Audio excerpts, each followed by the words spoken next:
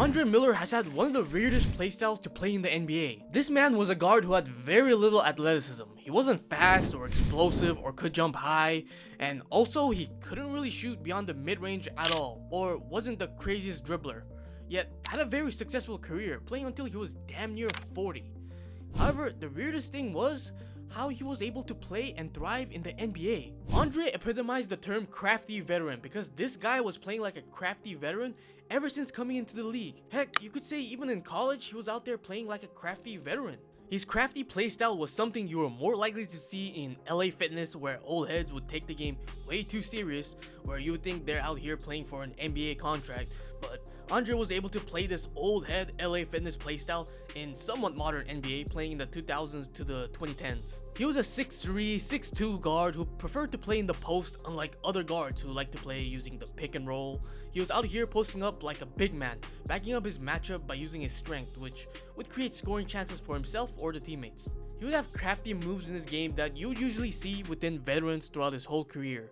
He would perfect pivot moves, spins, and pump fakes, often employing them in the post. Even the way he scored was very weird for his position in Arrow, because he would rarely ever use a jump shot. Rather, he would use crafty runners, scoops, hooks, and floaters, which he would usually use off the dribble or in the post. His jumper though was also quite weird because he would jump very little for his jumper. He would just simply push his shot, which also led to the most random 50+ point game ever, where he scored 52 against the Mavericks, where he made one 3-pointer and probably was the 50+ pointer with the least amount of jumping, with his points coming within his usual tricks or mid-range shots. I mean, you see this shit right here. Every time he scores, there's very little elevation. It's like watching a clunky 7-foot center, but instead we're watching a 6'3" guard. This playstyle of rarely ever using explosive moves like rapid cuts or jumping, while not flashy, has helped his durability, with him rarely ever getting injured and going on a 632 game streak, where he would only break the streak because he had to G-check rookie Blake Griffin because he was acting up in the game, playing overly physical with Andre, pushing him when there was no reason to, which prompted this response by Miller, which wouldn't get called in the game, though after the game would be reviewed and would earn him a suspension, which broke the streak. What makes the durability even more impressive though is the fact that this guy didn't train outside of the season. He wouldn't work out, right? There was no lifting weights, no cardio, not even playing pickup basketball. And he would eat whatever he wanted, right? He would eat hamburgers, hot dogs. There was certainly no avocado on toast or protein shakes in the diet. When he would gain weight due to no exercise and junk food, his way of losing weight was by simply starving himself. This guy was out here making playing in the NBA seem simpler than it seemed, right? How is this guy an Iron Man in the NBA? What makes what he did even crazier though is just how slow he moved on the court compared to everyone else.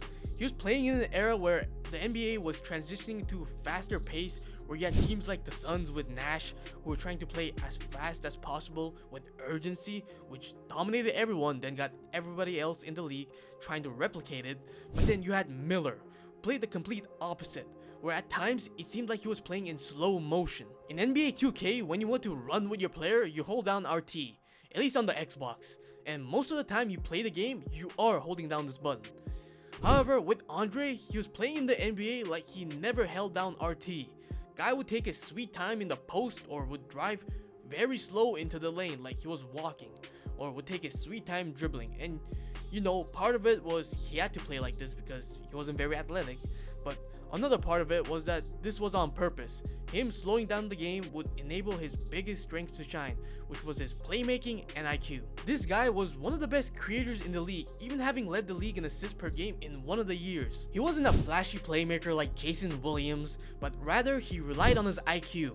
I mean, there's a reason why this guy's nickname was the Professor, and his IQ would enable him to anticipate his teammates' cuts and the defense rotating several moves ahead like a chess player, and his playstyle of playing slow would enable him to create the best shots and make him have one of the lowest turnover rates in the league for a point guard, because he would never rush into his decisions trying to get the best chances in the possessions. He would use his IQ to often trick his opponents, which you can see in this clip where he fakes a timeout, which tricked the opponents and the commentators and earned him a free layup. I mean, he even tricked his own teammates, dude. They were heading to the bench until they realized they were tricked by their teammate.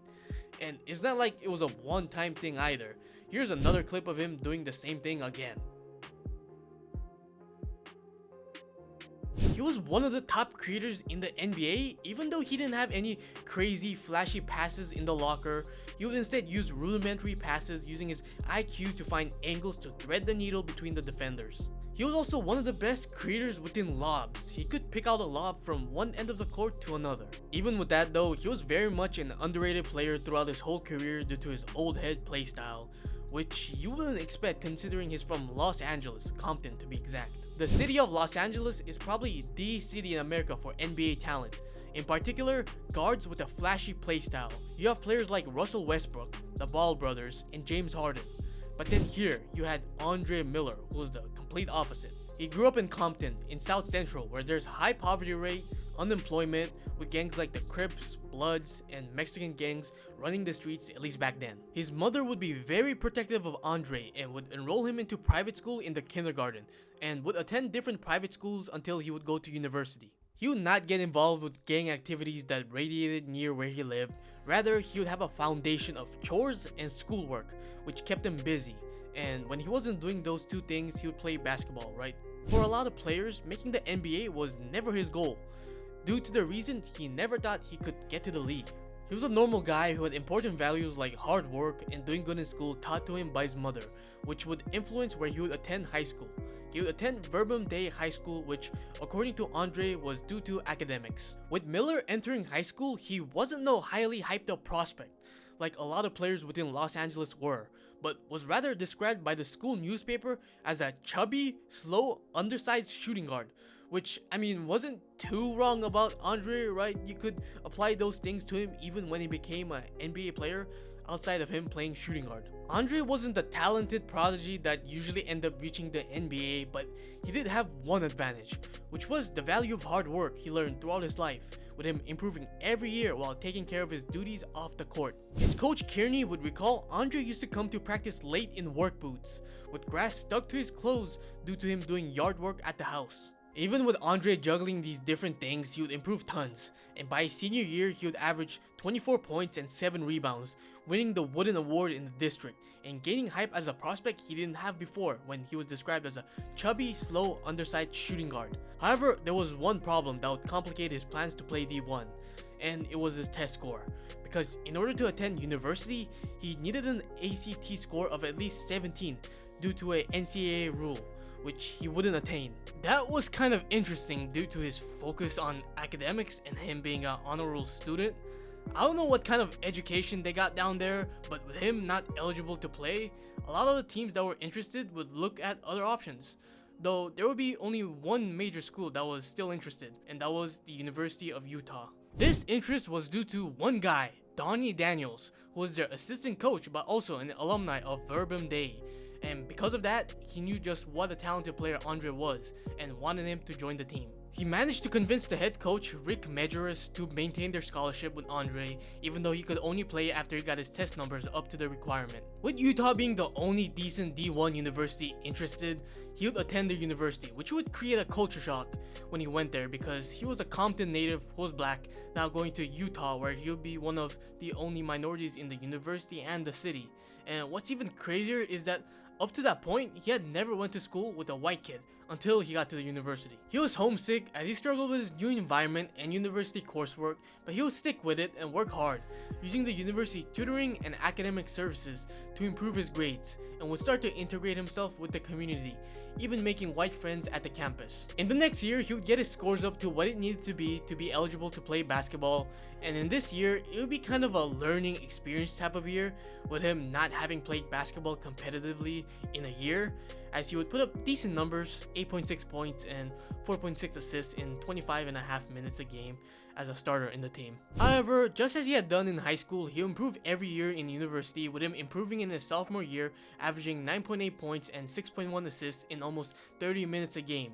Then in his junior year, he would have his breakout year, averaging 14.2 points. Though what was more impressive was him leading the team to an underdog run in the NCAA tournament. In the tournament, they would make it to the West Region Finals, where not a lot of people expected Utah to win, as they would take on Arizona, who were the defending national champions and the top seed in their region, having players like Mike Bibby, Miles Simon, and Jason Terry. Andre though would have himself a game here, busting a lot of people's brackets, as he would lead his team in points, rebounds, and assists, scoring 18 points, 14 rebounds, and 13 assists, which was just the 4th ever triple-double in the NCAA tournament, which is just wild because he would drop his performance while playing against the defending champions, who had future great NBA guards in Bibby, who was the best college point guard in the country, and Terry, completely dominating them as Utah would beat them 76-51. In their next game, they will play against UNC in the semis, which was no easy task either, as they also had future NBA greats with Antoine Jamison and Vince Carter. But in this game, Andre would drop another clinic as he would lead the team in points, rebounds, and assists just like last game with 16 points, 14 rebounds, and 7 assists, which would earn them a trip to the national championship game. In the championship, they will play Kentucky, who would prove to be better than Utah as they would beat them to win the national championship, though Andre would have another respectable performance with 16 points and 5 assists, which would complete his tournament run where his stock would catapult as he was now considered one of the top prospects in the country. When he was asked about his tournament run a decade after, he would take the humble route, complimenting his teammates, remarking, "That was probably the smartest group of guys as far as my basketball career. They understood basketball preparation, how to play basketball the right way, pass to the open man, move without the ball, all the small things that make a team go. We didn't have the greatest players, the most athletic players. What we lack in that, we made up for with smarts," which honestly feels like he's describing a team full of himself. Now, he could have entered the draft right after this year. However, he would instead choose to return to the university, which became the right choice, as he would have his best year yet, averaging 15.8 points, 5 rebounds, and 5 assists, while being named first team All-American and the player of the year in the conference. When he was questioned about his time at the university in the same interview they questioned about the tournament, he would rave about the head coach Rick Majerus, calling him one of the best coaches on any level in teaching how to play basketball, and how he learned to turn into a natural point guard and really just think about the game under his coaching, which just puts things into perspective on how him playing 5 years there helped him develop as a player and shape the guard he would become at the NBA. After this year, he would enter the draft, and while he wasn't viewed as a prospect with a high ceiling like those certain one and done prospects in the draft due to him being a 5-year player,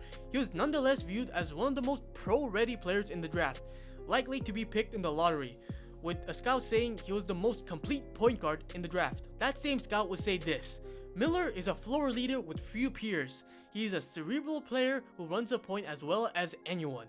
He's a great rebounder for a point guard and is solid defensively." But then there were also knocks to his game, saying his outside shooting could still stand some improvement, though his conclusion was positive, remarking he should have a long and successful career in the NBA. I think this scout was pretty accurate, describing his game pretty well, though I think that's a product of the fact that he was a finished product as a prospect, which meant they knew what kind of player and how great he would be at the next level, though didn't offer the intrigue that other prospects with intriguing traits like athleticism, shooting, huge wingspan, which is what teams usually look for when they try to draft for a home run in the draft. While he was viewed as a lottery pick, where exactly within the draft he would get picked was uncertain, as this draft class had a lot of great prospects. There were players like Lamar Odom, Sean Marion, Ron Artest, Andrei Kirilenko, Corey Maggette, Baron Davis, Manu Ginobili, Jason Terry, Elton Brand, and even more. I mean, this draft was pretty crazy. When the draft came around, he would get picked in the lottery to the Cavs at 8, which when you think about the talent in this class was pretty respectable. With the Cavs, he would work his way up the depth chart, as he would begin being the 3rd point guard on the team behind Brevin Knight, who was a starter, and Earl Boykins. But by the end of the year, he would earn the trust of the team, becoming the number 1 point guard. He would have a pretty great rookie year, averaging 11.1 points, 5.8 assists in 25.5 minutes a game, which is more impressive when you think about how he was the 3rd point guard to begin the year, and with that, he would be named to the All-NBA Rookie First Team and NBA's Rookie All-Star Team, where he scored more than anyone in the game with 21 points. Though during the game, he would get booed because instead of dunking in an open lane, he would instead lay it up, which to the fans that wanted crazy dunks and entertainment was egregious. Though that was just who Andre was, just a get your job done type of guy, even when he was the rookie. While he would have a pretty decent rookie year, the Cavs in general wouldn't do as great, because you gotta remember, this is pre-LeBron Cavs, where their top scorer was an old Shawn Kemp, which definitely isn't the making of a winning team. And with that, would go 32 and 50. In the next year, it would be another year of the Cavs in the NBA basement as they would go 30 and 52. Though Andre would take a step up with an increased role as he averaged 15.8 points and 8 assists. However, in the next year, he would improve more, this time averaging 16.5 points and 10.9 assists, which led the NBA. He was out here playing like an old head in his third year, leading the NBA in assists, which when you really think about it, it's crazy because he was playing in a terrible Cleveland team and was here posting up and playing a very simple type of way and was regardless doing his thing. It was pretty obvious by this point that Andre would deserve a max contract after his rookie contract, though the Cavs weren't willing to give him that, so he would request a trade, which they would oblige and send him to the Clippers, where he would return to his hometown. With the Clippers, he would join a young core with players like Elton Brand, Michael Olowokandi, Quentin Richardson, and Corey Maggette. The only piece they didn't have was a point guard, a general who could lead this core to the playoffs, which they now had with Andre. These expectations were high for a team that were considered a joke team in the NBA during that era, and they would continue to be in the NBA basement, as their record would be 27 and 52, even with the addition. Andre himself having a down year with his numbers going down in all the categories. After this year, his contract would run out, and the Clippers would continue being cheap, so he would enter free agency, where he would sign a 6-year deal with the Nuggets, who were the only team in the West that did worse than the Clippers in the previous year, winning 17 games. With the Nuggets, we would witness a bit of a redemption with Andre returning to his Cleveland version and would lead the team to the playoffs, where they would get knocked out in the round 1. This would continue in the next couple of years, with Andre and the Nuggets being one and done in those years again, until the Nuggets would decide to switch it up and trade Andre to Philadelphia. In Philadelphia, Andre would have his best scoring seasons, as he would average 17 and 16.3 in the 2 years he was there until his contract was up, where he would get to free agency and receive a 3-year contract with Portland. He would play 2 years here, where he would continue to do his crafty veteran things at 33 and 34 as a starter, though after this stint there, he would transition to a role player, where he would manage to play 5 more seasons with 5 different teams. He was probably able to do that because of his IQ and his crafty veteran playstyle. He would retire when he reached 40 years old, which only other all-time greats can say, but then you also had Andre, who wasn't an all-time great, but had this weird old man crafty vet playstyle, which enabled him to play this long without being athletic or being able to shoot threes. And knowing Andre, it isn't crazy that today he's actually gotten into the coaching side of things, coaching the Nuggets G League team, with there being rumors now that he could return to his university team Utah to coach. Anyways, I'm certain there's those of you who haven't watched Andre play back in the day, and those of you who have watched him play. So to the people who did, write in the comments what you guys thought about how he played and whether you guys enjoyed the playstyle.